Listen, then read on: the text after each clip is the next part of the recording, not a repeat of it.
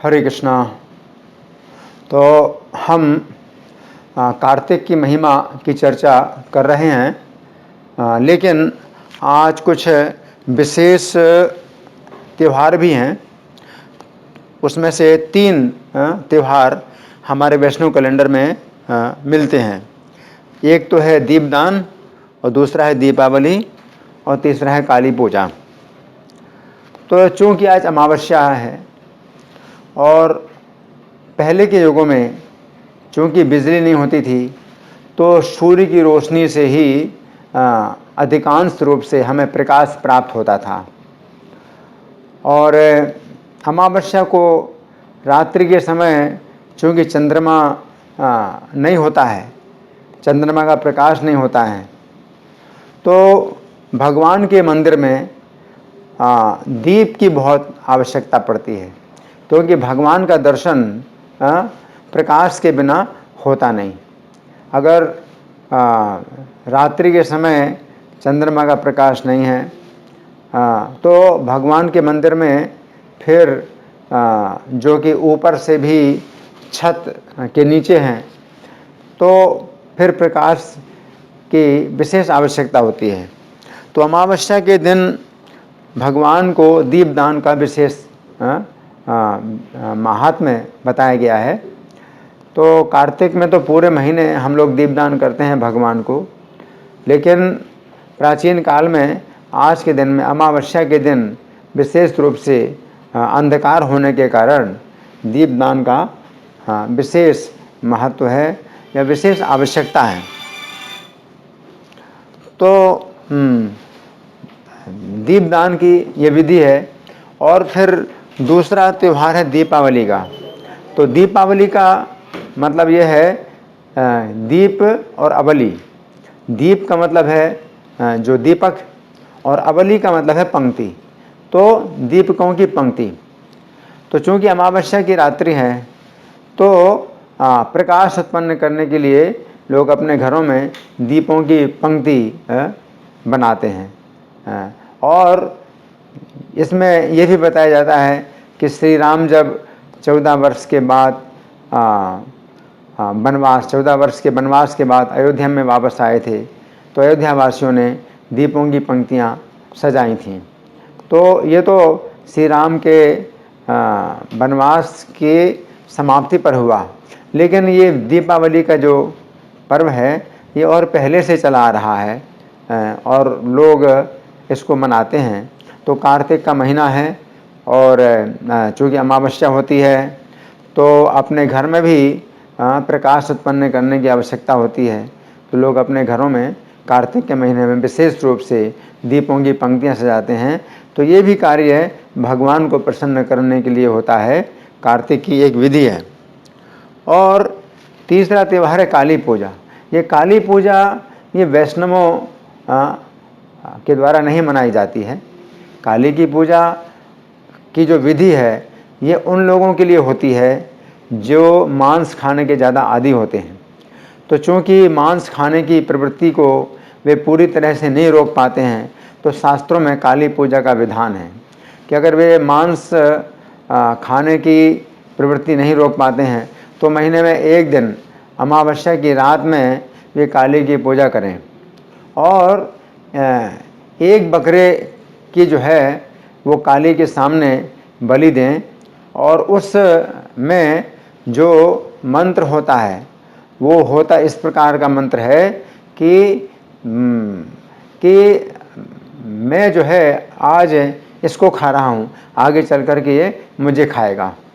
तो जो व्यक्ति मांस खाने वाला है, तो उसके दिमाग में ये बात बैठाई जाती है कि उसकी मांस खाने की जो प्रवृत्ति है, तो इसका दुष्परिणाम क्या होगा कि जिस पशु को आज वो खा रहा है तो वो पशु आगे चल करके उसे भी खाएगा। तो ये कर्म का नियम है। तो काली पूजा का जो विधान है वो यही है कि कसाई खाने ना चला जाए। आजकल जो कसाई खाने चलाए जा रहे हैं और बहुत संख्या में पशुओं की हत्या की जा रही है और रोज़ रोज़ हत्या की जा रही है। तो इसको रोकने के लिए शास्त्रों में यही बताया गया है कि आप केवल अमावस्या की रात में तो महीने में एक बार ही अमावस्या आती है। तो अमावस्या की रात में आप काली की पूजा, काली के मंदिर के सामने अपनी पवित्र भावना के साथ आप पशु की हत्या करिए और आपको अंदर से ऐसा महसूस होना चाहिए कि आप गलत काम कर रहे हैं और अभी आप पशु की हत्या करके उसका मांस खा रहे हैं, आगे चल कर के वो भी आपकी हत्या करके आपका मांस खाएगा है। तो मांस खाने की प्रवृत्ति को बिल्कुल बंद करने के लिए और व्यक्ति के अंदर जो है ये ग्लानि उत्पन्न करने के लिए कि वो मांस क्यों खा रहा है, उससे मांस खाना बंद करना चाहिए। तो वास्तव में मांस खाना बंद करने के लिए ये काली पूजा की विधि है। अब हम कार्तिक महात्म्य की कथा में आएंगे। तो कथा में जो 20वां अध्याय हमने समाप्त किया था, तो उसमें ये चर्चा आई थी कि धर्मदत्त ब्राह्मण को सांत्वना देने के लिए जो भगवान विष्णु के दूत जो कलहा नाम की राक्षसी को विमान के द्वारा वैकुंठ ले जाने के लिए आए हुए थे, तो उन्होंने धर्मदत्त को ये समझाया कि आपने जो कार्तिक के व्रत का पालन किया है पूरे जीवन भर, तो उसका आधा आपने फल दिया है। इस कारण से ये कलहा नाम की राक्षसी हमारे साथ श्री भगवान के समीप जा रही है। तो आपके लिए तो कोई कहने की बात ही नहीं है कि आप जाएंगे वैकुंठ, क्योंकि आपका तो वैकुंठ जाना पहले से ही निश्चित है। और केवल आप ही नहीं जाएंगे, आपके साथ 2 पत्नियां हैं, ये भी जाएंगी। और ये जो कलहा नाम की राक्षसी है, तो ये भी जो है आपकी पत्नी के रूप में वैकुंठ में रहेगी। और आगे चल कर के आप जब राजा दशरथ के रूप में पृथ्वी में आएंगे, तो ये तीनों पत्नियां जो है आपकी पत्नियां बनेंगी पृथ्वी में। तो इस प्रकार से उन्होंने भगवान विष्णु के दूतों ने धर्मदत्त ब्राह्मण से कहा। अब 21वां अध्याय शुरू होता है, जिसमें नारद जी ये कथा सुना रहे हैं। तो नारद जी ये कथा सुना रहे हैं पृथु महाराज को, और ये सब की सब बातें भगवान कृष्ण सत्यभामा को सुना रहे हैं। तो नारद जी कहते हैं, किस प्रकार विष्णु के पार्षदों के वचन सुनकर धर्मदत्त ने विस्मित होकर दंडवत प्रणाम करके ये वचन कहा। इत्थं तद्वचनं श्रुत्वा धर्मदत्ता सविस्मया प्रणम्य दंडवत भूमौ वाक्यमेतन्नुवाचः। तो अब धर्मदत्त ने जो है दंडवत प्रणाम किया, बहुत विस्मित होकर के दंडवत प्रणाम किया। अब उनका जो है संदेह तो दूर हो गया, लेकिन विस्मय उनका बहुत बढ़ गया कि कार्तिक का इतना बड़ा महात्म्य हो सकता है क्या। उन्होंने तो सोचा ही नहीं था कार्तिक का इतना भी बड़ा महात्म्य हो सकता है। तो धर्मदत्त बोले कि सभी भक्तों की पीड़ा दूर करने वाले भगवान विष्णु का पूजन तो लोग अनेक प्रकार से करते हैं। धर्मदत्त ने भगवान विष्णु के पार्षदों से पूछा, क्या पूछा कि हे देवो, आप जो है एक मेरा संशय है कि भक्तों की पीड़ा दूर करने वाले विष्णु का सभी लोग अनेक प्रकार से पूजन करते हैं। यज्ञ के द्वारा, दान के द्वारा, व्रतों के द्वारा, तीर्थों के द्वारा पूजन करते हैं। उनमें से विष्णु को प्रसन्न करने वाला और सान्निध्य देने वाला क्या कोई व्रत है जिसके करने से सभी यज्ञों का फल प्राप्त हो जाए।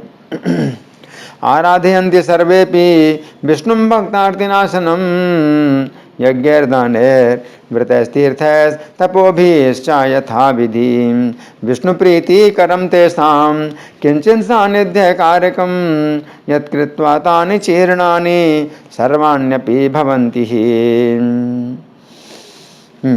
तो भगवान विष्णु के पार्षद बोले, हे ब्राह्मण, तुमने अच्छा प्रश्न किया। इतिहास है जो वृत्तांत हम कह रहे हैं उसे तुम एकाग्र चित्त होकर सुनो। तो अब धर्मदत्त के प्रश्न का उत्तर जो भगवान विष्णु के पार्षद दे रहे हैं, तो उसमें एक इतिहास बता रहे हैं। तो सीधे उत्तर नहीं दे रहे हैं, बल्कि एक इतिहास बता रहे हैं, एक ऐतिहासिक घटना बता रहे हैं। तो इस घटना को सुन करके व्यक्ति के संशय दूर हो जाएंगे, तो उत्तर अपने आप मिल जाएगा। तो वो जो है कह रहे हैं कि एकाग्रचित्त होकर सुनो। तो हमें सुनने की बहुत आवश्यकता है, और सुनना भी है तो एकाग्रचित्त होकर के सुनना है। तो श्लोक है, साधु पृष्ठम तो या विप्र शृणस्व एकाग्र मानस सेतिहासम पुनरावृत्तिम कथ्यमानम मया नघ। कांचीपुरी में चोल नामक एक चक्रवर्ती राजा थे। तो नगरी कौन सी है? कांचीपुरी। और राजा का नाम क्या है? चोल। और वो राजा कैसे हैं? चक्रवर्ती हैं। इसी नाम से चोल देश प्रसिद्ध हुआ, तो उनके राज्य का नाम ही चोल हो गया, चोल देश नाम हो गया। कांचीपुर्याम पुरा चोलस चक्रवर्ती नभो भवन यस्याख्येव ते देशास चोला इति प्रथाम गता।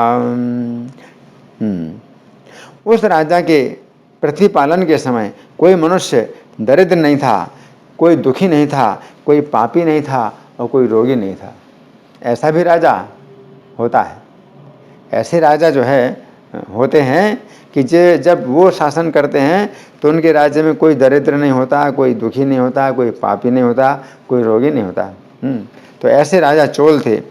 यस्मिन् शासति भूचक्रे दरिद्रो वापि दुःखितां पापे बुद्धि सर्गवापि नैव कश्चिन्न भून्नरः। असंख्य यज्ञ करने वाले उस चोल के यज्ञ स्तंभ से ताम्रपर्णी नदी के दोनों तट शोभित हो गए थे। तो नदी उनके राज्य में थी ताम्रपर्णी, तो नदी के दोनों तट में जो है क्या थे? यज्ञ के स्तंभ गड़े हुए थे। स्तंभ, यज्ञ का स्तंभ अगर दिखाई देता है तो ये समझ में आता है कि भाई यहाँ पर यज्ञ हुआ था। तो यज्ञ करने के बाद जो है एक चिन्ह छोड़ा जाता है, वो है यज्ञ स्तंभ। तो ऐसे ताम्रपर्णी नदी के तट पर जो है मतलब कोई संख्या नहीं थी कितने यज्ञ स्तंभ बने हुए थे। राजा चोल ने कितने यज्ञ किए थे। यस्याप्यनंत यज्ञस्य ताम्रपर्ण्या तटावभौम सुवर्णयूपै सौभाढ्या वास्ताम चैत्र रथोपमौम। तो हे धर्मदत्त, एक समय वह राजा जगत के स्वामी विष्णु भगवान जहाँ शयन करते हैं उस अनंत शयन नामक स्थान को गए। तो राजा चोल थे, तो भगवान के मंदिर में गए। कहाँ पर गए? अनंत शयन नामक स्थान पर गए, जहाँ भगवान जो है शेष शैया पर लेटे हुए हैं। और बहुत बड़ा वो मंदिर है, तो अभी भी वो बहुत बड़ा मंदिर है। साकता चिन्नकान् राजा हिनंत शयनम द्विजय यत्रासो जगताम नाथो योग निद्रामुपाश्रितः। वहाँ राजा ने श्रीपति भगवान का दिव्य मणियों और मोतियों तथा सुंदर सुवर्ण के फूलों से पूजन किया। तत्र श्री रमणम देवम संपूज्य विधिवन नृपः मणिमुक्ता फुलैर दिव्य स्वर्ण पुष्प शोभन। तो राजा हैं, और चूँकि राजा जो है बहुत संपन्न, बहुत धनी हैं, उनके पास धन संपत्ति बहुत है, उनके राज्य में कोई दरिद्र नहीं है, तो फिर राजा के पास कितनी संपत्ति होगी। तो उस राजा ने जो है भगवान के मंदिर में भगवान की जो पूजा की, तो कैसे की? दिव्य मणियों के द्वारा, दिव्य मोतियों के द्वारा और सुंदर सोने के फूलों के द्वारा। सुंदर सोने के फूल चढ़ाए भगवान को, है ना। तो उन दिनों भगवान के मंदिर में सोने के फूल, मणि, मोती चढ़ाएं तो कोई उठाता नहीं था कि जो आयुष चुरा लेगा। तो वहाँ मंदिर में जो दर्शनार्थी आएंगे तो कोई नहीं सोचता था कि भगवान के मंदिर में चढ़े हैं, कोई नहीं देख रहा तो चुरा लो। क्योंकि राजा इतना पवित्र था कि उनकी प्रजा में भी कोई पापी नहीं था, कोई रोगी नहीं था, कोई पापी नहीं था। तो कोई मतलब ऐसा व्यक्ति नहीं हुआ जो मंदिर में आकर के और भगवान को जो चढ़ाई हुई कोई चीज़ है वो चुरा ले, है ना। तो राजा ने भगवान को जो है मणि, मोती और सोने के फूल जो है चढ़ाए। प्रणम्य दंडवत भूमा विष्णा सदत्र वै तावन् ब्राह्मण मायांतम अपश्यन् देव सन्निधौ। तो उस समय जो है भूमि पर दंडवत प्रणाम करके राजा बैठ गए। अब राजा जो है बैठ गए भगवान के पास में और भगवान की समीपता में वो बैठ गए, भगवान का दर्शन कर रहे हैं राजा। तो उसी समय क्या हुआ कि भगवान के समीप आते हुए एक ब्राह्मण को देखा। तो एक ब्राह्मण आया, प्रणम्य दंडवत भूमा उपविष्टास्त तत्र वै तावंत ब्राह्मण मायांतम अपश्यन देव सन्निधौ। और वो ब्राह्मण देव पूजा के लिए हाथ में तुलसी और जल लिए था, अपनी कांचीपुरी का ही रहने वाला था और विष्णुदास उसका नाम था। वो ब्राह्मण रोज आता था। राजा चोल तो एक बार आए, बहुत दूर से आए और भगवान को जो है विशेष उन्होंने जो है उपहार दिया, हाँ। और ये ब्राह्मण जो है रोज आता था, लेकिन ना राजा ब्राह्मण को जानता था, ना ब्राह्मण राजा को जानता था, हाँ। तो विष्णुदास उसका नाम था। देवार्चनार्थम प्राणो तो तुलस्वदके धारिणम स्वपरिवासिनम तत्र विष्णुदास वयम द्विजम। तो उस ऋषि ने वहाँ जाकर विष्णु सूक्त से भगवान को स्नान कराया और तुलसी की मंजरी और तुलसी पत्र से भगवान का पूजन किया। सतत्राभ्येत विप्रर्षिर देव देवम अपूजयन विष्णु सूक्तेन संस्नप्य तुलसी मंजरी दले। तो ये बड़ी सुंदर कथा है और इस कथा का हम अभी यहीं पर ही विश्राम दे रहे हैं। और ये कथा के जो अभी बिंदु है, जिस बिंदु पर रुकी हुई कथा, वो यही है कि विष्णुदास ने राजा के सामने, राजा ने मणि और मोती और सोने के फूल चढ़ाए थे और उन्हीं के ऊपर विष्णुदास ने रोज की तरह भगवान को स्नान कराया और तुलसी के पत्ते जो है से भगवान की पूजा की, पानी और तुलसी के पत्ते से भगवान की पूजा की। तो धन्यवाद। हरे कृष्णा।